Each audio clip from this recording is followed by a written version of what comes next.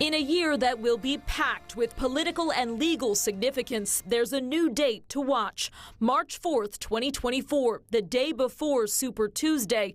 Now the trial date for the Washington, D.C.-based federal election interference case against former President Trump. The Trump legal team insisting that's far too soon for a fair trial, noting the millions of pages of discovery. Trump attorney John Lauro saying he won't be able to provide adequate representation and that, quote, Mr. Trump is not above the law, but he is not below the law.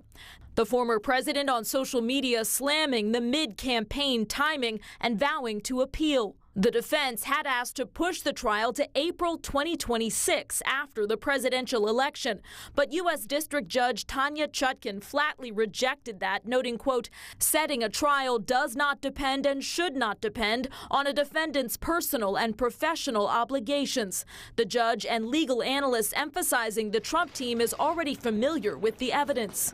Most of this information, these witnesses, they already know about. There was a January 6th Select Committee hearings. They knew about that. In a separate case, the former president and his 18 co-defendants are now set to make their initial court appearances September 6th in Georgia, where they're accused of trying to illegally overturn the state's 2020 election results.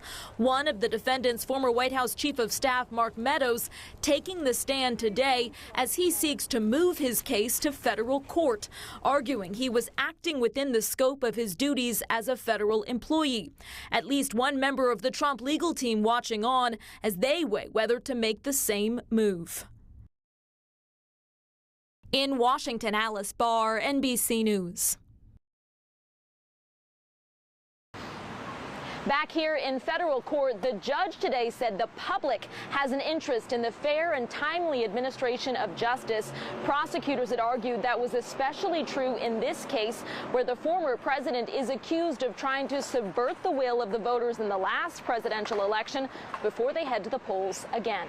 In Washington, Alice Barr, NBC News.